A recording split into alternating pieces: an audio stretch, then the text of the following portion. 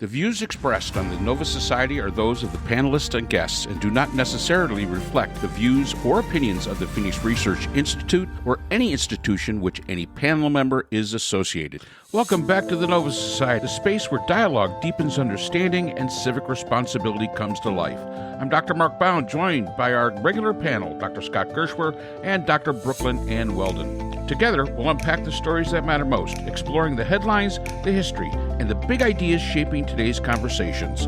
Let's dive in and hear what the panel has for us today. Today we have a question from Brett, who lives in Pittsburgh. Oh my God, I'm watching that show on HBO, The Pit. What a great show.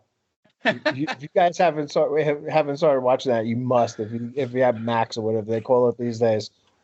I gotta say, I'm kind of getting towards the end of the first season, and it is fantastic. It really is. Great show about an emergency room, a day in the life of an emergency room in Pittsburgh. Really? Yeah, fantastic. Great acting, great stuff. Great writing, the whole thing. Anyway, I'm sorry, Brooke, go on. No, that's perfectly fine. So Brett from Pittsburgh, Pennsylvania, writes, it doesn't take a rocket scientist to see the weaponization of the Department of Justice against Trump's enemies. Next up, Jerome Powell of the Fed. I saw he addressed this investigation in a recorded statement. To date, prosecutions against Comey, Letitia James, and others have been dismissed for lack of evidence. Seasoned prosecutors are resigning because they don't want to put their law licenses on the line for malicious and frivolous prosecutions. A judge has invalidated warrants signed by Alina Habba, who has been adjudicated to have illegally assumed the role of U.S. attorney. Now, Pam Bondi is in hot water, even though she is the biggest enabler in the cabinet. This is a shit show. But my question is, can the Department of Justice ever recover from all this turmoil? Can they ever be trusted again? What do you guys think it would take to fix this mess? Those are excellent questions, Brett. And I did see just this morning on Substack, I recommend someone named Dean Blundell, and I will provide the information for that. There's a free version and a paid version. I just get the free version. Apparently, the Department of Justice has raided a Washington Post reporter's home. Someone named Hannah Natansen's home was raided, and all her devices were seized. The FBI, they're trying to find out who. She has government sources. And all the devices were all the reporters' devices were seized. They're trying to find out who her confidential sources are in the Department of Justice and where she is getting all her information. The leakage, I guess they would call it. So yeah, the department is very much being weaponized, and I don't know what it will take. Well, Mark, you're our law person. Yeah, go ahead, Scott. I mean, I would just say that getting rid of the people who are in there now, Pam Bondi, Todd Blanche, and the rest of them, and bringing back actual people who know anything about the law would probably be a good start. And having a different president in the United States. I see that CBS News is reporting, I believe exclusively, that Jonathan Ross has suffered internal bleeding to his torso following the getting run over by Renee Good's car, apparently. So yeah, okay. CB speaks probably more to CBS's status as the new Fox and what the lies that they're willing to tell, because, you know, I seen the thing, man. He didn't get hit by a car, but no. Whatever. Look, yes, they accused. Trump accused Merrick Garland, of all people, the most mild-mannered human being on earth, the slowest moving, sloth-like, and probably more kind to small animals than any attorney general ever, of weaponizing the law against Trump. And so now this is just their retribution, going after anybody that they want to, for any reason at all. including reporters, including the head of the Fed. We're in a sad state right now. Yeah, the obvious answer is you got to get rid of the bozos you've got in there that have no idea what they're doing. That's number one. And it is. I really do think it's going to take some time. I've always said that it's going to take time for us to get back to normal politics, and when we start actually getting back to where we start trusting the system again, if we ever do. And I think the Justice Department, all of the controversy that it's been in, especially just in this has only been the first 1 year. And I think it almost makes us wish we had Bill Barr back. What do you think about it? Not Bill Barr was actually good at what he does, though. Well, he was horrible, but he wasn't as horrible. But he knew he would say no. Pam Bondi has truly earned her portrayal in South Park of always having that on her nose. She has truly earned it, and we've got to get back to the point where the Justice Department does exactly what it's supposed to. If you read the pushback that people are giving about going after Jerome Powell, it's incredible. That the man is, first of all, he's respected. He's respected in the community when it comes to finances and things like that. And this may be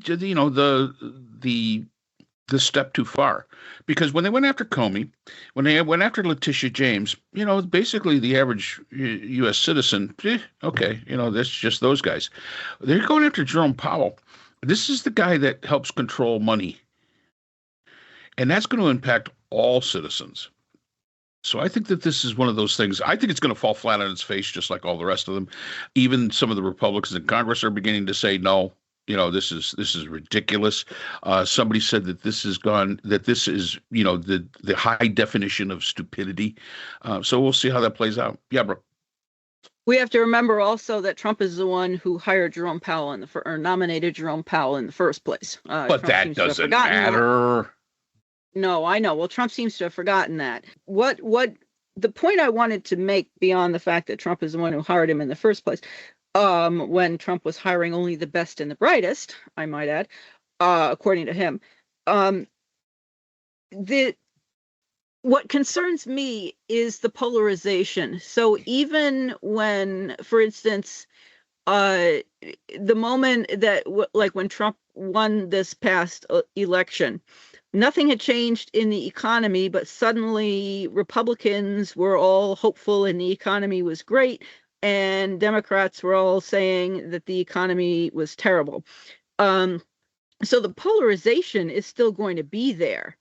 And won't it simply be the opposite? I mean, people were saying, Biden has, when the people who perpetrated January 6th were being tried, arrested and tried and so forth, then the many Republican people in Congress, such as Marjorie Taylor Greene, for instance, they're hostages and visiting them in prison and so on. And many, of course, MAGA supporters and whatnot, they still feel that, Biden's weaponized Department of Justice and so on, when, as far as I can see, it was not weaponized. But now, of course, they believe that the same Republicans, many would believe that what Trump is doing is justified and fair. And many of us who of course feel exactly the opposite. So it would seem to me that I don't know if it's possible to go back to normal, to get back to our listener's question, because even if tremendous efforts are made to appear objective and to be objective, in reality, whoever, if the Department of Justice individuals appear to be liberal or nominated by a Democratic president, then those who are conservative are going to say, they're biased and they're weaponizing this against us because now, they're investigating Vance and they're investigating Miller and they're, all this and that and the other for all these crimes. don't you think? What do you Well, think? you're always going to have the division. Division isn't divisiveness in the United States is not. This is nothing new. I mean, it truly is nothing new. The divisiveness, the extent of the divisiveness, and how far it goes. The fact that people just simply don't believe their own eyes, what they're seeing. That's taken the divisiveness to a new level. When somebody says that what you're seeing is not what you're seeing, and it's totally different. And then people start to believe it, and that comes down. That has very little to do with the system. Matter of fact, it has almost nothing to do with the system. That has to do with the wherewithal of the people that are believing this stuff. You can't fix stupid, and I'm sorry if you believe that some of the stuff that's coming out of this administration and being presented as fact is in fact. You're the only person you're really kidding is yourself. You're not kidding anybody else. The guy was not run over in Minnesota. He was not run over. I'm sorry. I don't care what anybody said. He wasn't run over. Now maybe one of his own guys ran him over later, but it did not happen at the time that this. And you could say it as much as you want. And then if you believe it, if you fall into that, well, that's a problem with the populace more than it is with the system. So I think the system, yes, we definitely have to get people in the system that we can look at and say, hey, you know what? They actually have a clue what the hell they're doing. This was with the last podcast that we did. ICE could have a real function. ICE could truly have a real function if they had trained people and honorable people conducting it.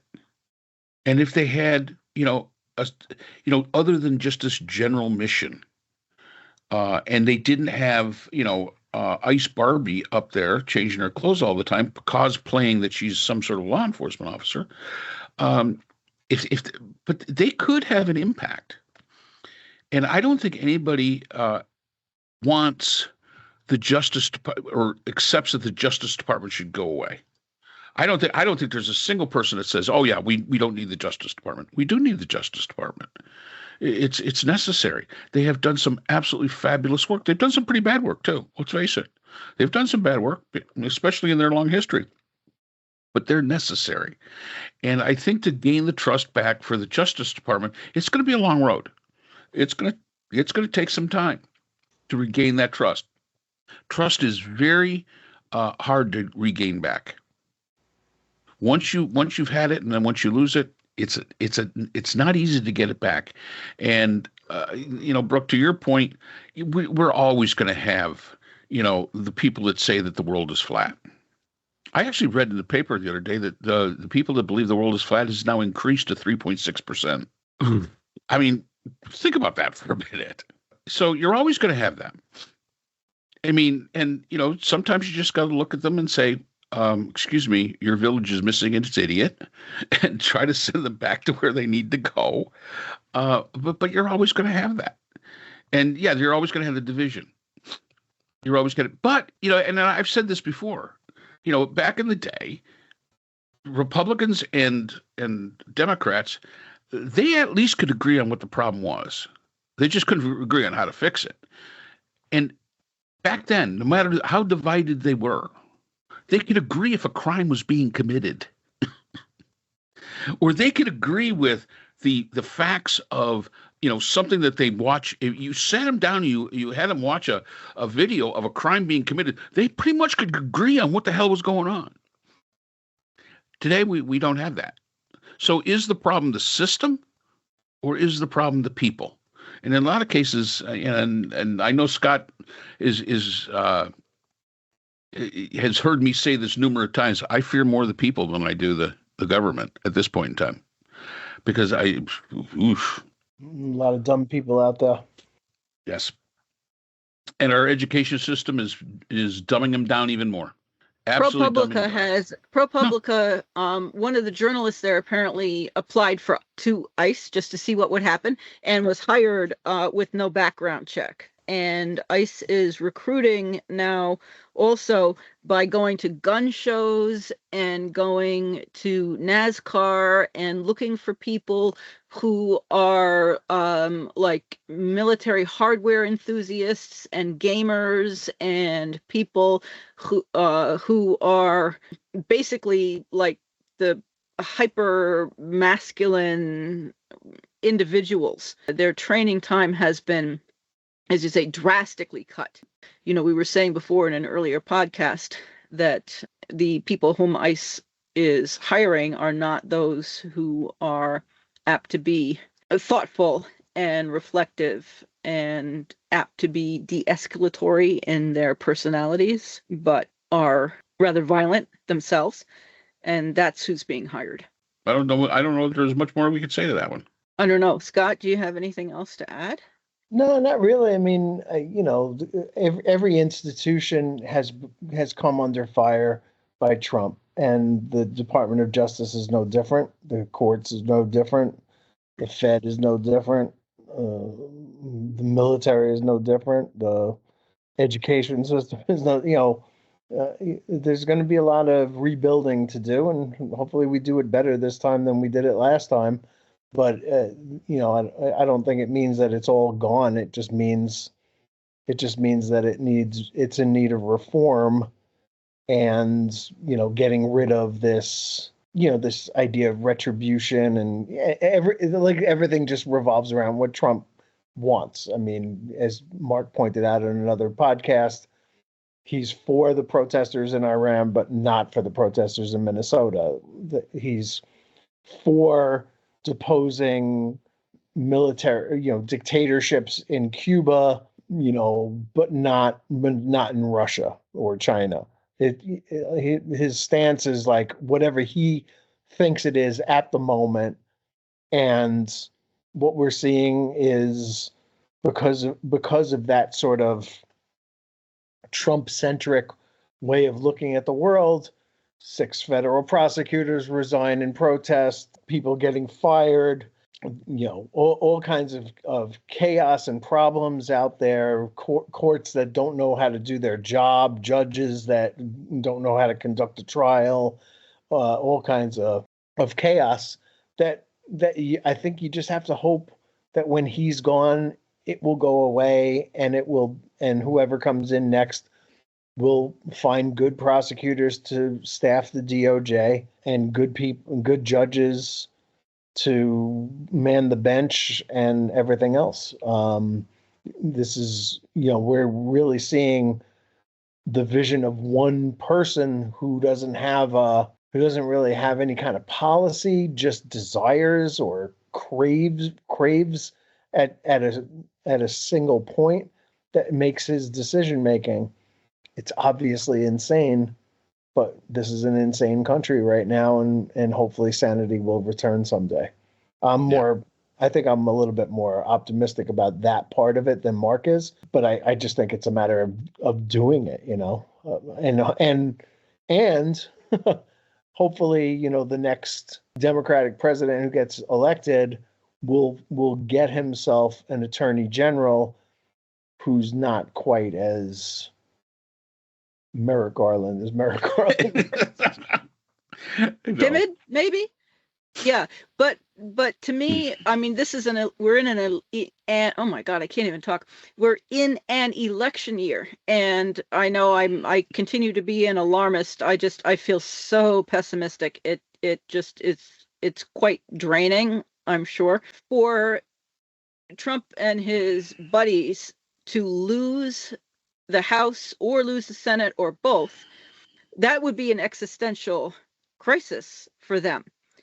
And I mean, Trump has already joked now about canceling the elections, and I know he can't do that, but breaking the law is not anything that he hasn't done before.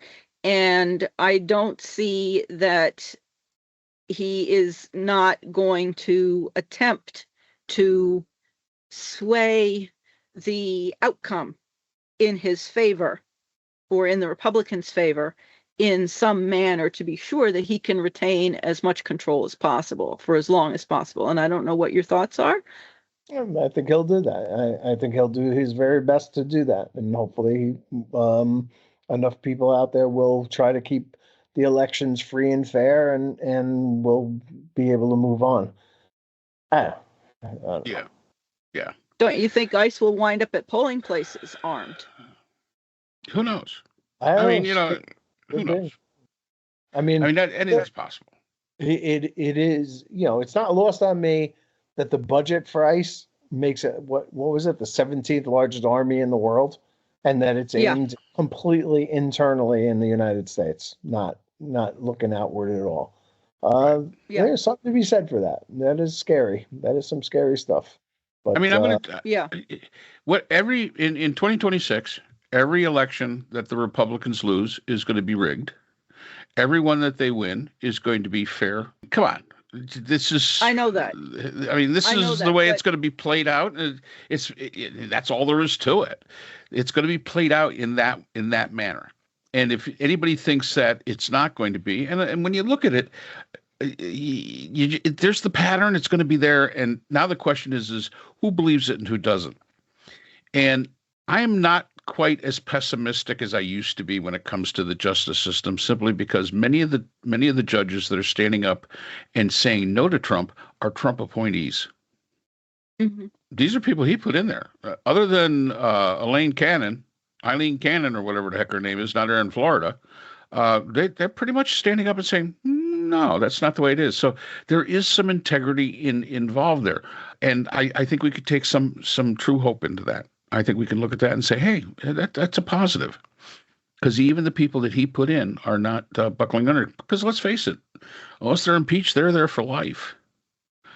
And, once you put them in there, there's no incentive for them to have to kiss your ass anymore. So, there's a lot of hopeful things that we can look at here. I mean, there truly are. The Justice Department is going to go through some really tough times. Sorry, guys. It's going to go through some really tough times. It's gone through tough times before. It really has. John Mitchell. Yeah, absolutely. I mean, let's face it. How many times was people forget when J. Edgar Hoover was in charge of it, how much him and the Kennedys hated each other. I mean, it's happened before, and it's not something that should be a surprise, nor is it something that should bring down the system. It is not the system is not the problem. The problem is the people. And, I'll tell you, it's not only the people that are going to say, yeah, every time a Republican lost, it was rigged. It's also the people that try to find all these convoluted what ifs to stoke their own fears and attempt to stoke the fears of others. Well, what if this was to happen? Okay, we have to wait till the day it happens. If it happens. I mean, there's so many different possibilities here, and I get frustrated with both sides into that. I truly do. That is what wears me out. Well, what if what if he does this? I don't know. He hasn't done it. Has he done it yet? Well, no, but he's threatened to do it. I just okay. Has he done it? No, he hasn't. Well, then, until he does, let's see how it plays out. I do think he's on a bit of a roll of doing what he said he wants to do. I do too. And that we need to take him at his word when he says some of the really crazy things that he says. And Scott, I totally agree.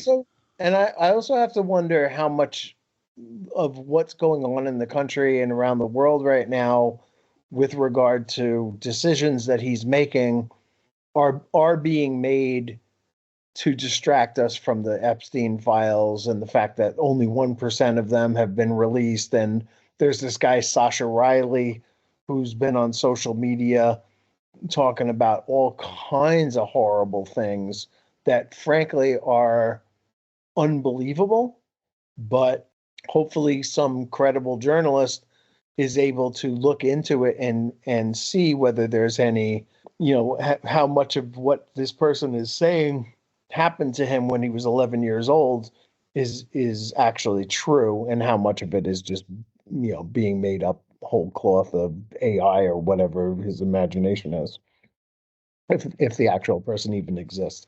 So, but there is this aspect, as we've discussed many times on this podcast, of performative rather than substantive decision making. And what's going on in the country right now, so much of it just seems to be content rather than actual action. ICE is out there, and as we've seen, they're filming themselves doing what they're doing because they want to show their base that they're out there doing stuff. And they wear the costumes and they put on a big show. There's a surreal aspect to what's going on in the country right now that really does kind of make you give pause to. We have like serious issues in this country that need to be addressed, and none of them are being addressed. Instead, what we're getting is a lot of foolishness. And which brings me to my point of a lot of stuff is going on right now that we really need to deal with. The what ifs, they're not here yet. Let's stick with what is in front of us. Keep the eye on the ball on what is in front of us, what we know, as opposed to what might happen or what we project might happen. Because we've got plenty of stuff on our plate right now that we have to deal with. I mean, there's plenty of crap that we have to deal with that exists today. And the fact is that, yeah. And Scott's right. It's almost like we're a TV show. What was that one, Ed? The Truman Show or whatever, also? Where they taped him, everything he did, and he didn't know he was being It's almost like we're a TV show. And and for some reason, people are comfortable with that sort of government that as it exists today. And I don't get it, but hey, we got the government we deserve. Well, I also think though that in order for the election this coming November, for our situation in the United States and then also the world's, because of actions that are being taken by the administration of the United States against our allies and other countries, we need to prepare and make sure that we do vote, and we are cognizant of what ICE is doing and what our current elected leadership is doing or is not doing. And that we are active and we are informed and we are engaged to the greatest extent, to the largest extent that we can be, that we continue being as informed and as engaged as possible. Yeah. And you know what, Brooke? The reason Donald Trump's in office today was in 2024, all those people stayed home. Yeah. We cannot stay home. Cannot stay home. And I'm sorry, you can't stay home. You've got to get off your duff, get out from underneath the TV, get out from, behind the screen, stop looking at your damn phone, go and take an hour of your time and vote and be an active citizen. And if you're not willing to do that, then please don't come to me and say, oh, geez, things are so bad because, okay. Yeah. Yep. So thank you again for the question. Mark and Scott believe it is fixable, but it will take time. Decades, perhaps? Regime change. Mark is shrugging. Regime change. Mark is shrugging. I don't, again, I got issues to worry about today. Yep, Brett, but you can help it along by making sure that you are registered to vote, making sure that you do vote. You can be a poll watcher. You can... Or if you're a Republican, they're changing voting days to Wednesdays. Just a little public service announcement for you. Are they? Yes. Oh, that's a joke. Got it. Okay. Never mind. I'm slow. Just vote every Wednesday and Thursday. Only. That's right. Only Wednesday and Thursday from noon to 1 o'clock. So that Okay. Got it.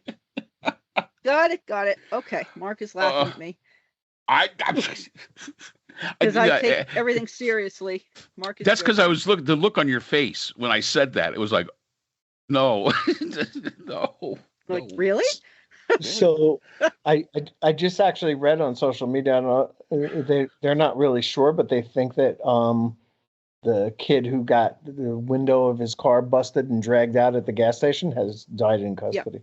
And that's all the time we have for today's episode. The Nova Society is a production of Nova Society Media, a division of the Phoenix Research Institute. We want to thank our production partners, Buzzsprout, who hosts the Nova Society, Audacity, our editing team, Apple Podcasts, the largest source of podcast and music online, Spotify, the most popular platform for the Nova Society, and iHeartRadio, your destination for all things music and podcasting. The Nova Society is available on all of these and other quality platforms listed in our description. And most importantly, we want to thank you, our listeners. Without your support, the Nova Society could not be possible. If you haven't already, please consider subscribing on the platform of your choice. It's easy, it's free, and helps our channel grow. For questions or comments, you can reach us at nova.society.podcast@gmail.com. So on behalf of Dr. Brooklyn Ann Weldon, Dr. Scott Gershworth, and all of our production partners here at the Nova Society, I'm Dr. Mark Bound. Remember, the true power of society is knowledge. Thank you for listening, and we hope to see you again next time. We'd like to thank our sponsor for this episode, the Journal of Interdisciplinary Conflict Sciences, the JICS. This open access journal, double peer-reviewed, provides a platform for emerging scholars to publish their work and engage in meaningful dialogue across disciplines. The JICS is currently accepting article submissions on an ongoing basis and is published through the NovaWorks Scholarly Repository at Nova Southeastern University. You'll find a link to the journal in our episode description.